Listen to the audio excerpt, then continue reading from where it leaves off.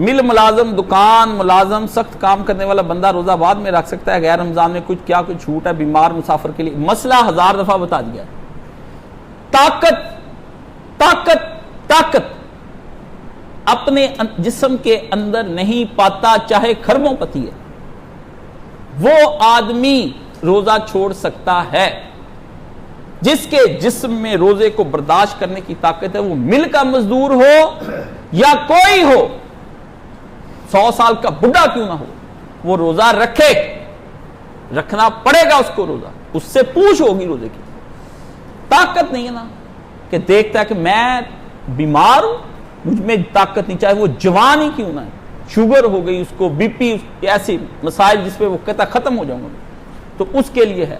उसको फिर चाहिए अपनी इस्तिताअत के मुताबिक अल्लाह की राह में इतना सदका करे कि तेज आंधी बन जाए, तेज आंधी बन जाए, शायद को फारा हो जाए, अल्लाह ताला बख्श दे। वरना रमजान के रोजों का कोई बदल नहीं, नबी अलैहिस्सलाम ने फरमाया, बाद में भी नहीं है। वो हो तो जाएगा, सवाब वैसा नहीं।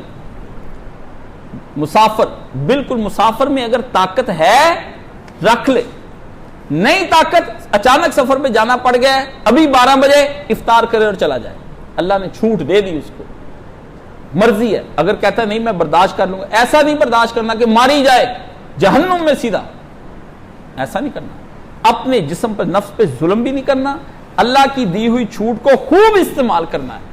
और जो अल्लाह की दी हुई छूट को कसर नमाजें करता है, इस तरह छोड़ता है, अल्लाह उससे बहुत प्यार करता है। अल्लाह कहता है अब तू बंदा बना है, अब बना है। हमने तुझको कहा था तू कमजोर भी होगा, तूने कहा अल्लाह आज मैं कमजोर हो गया।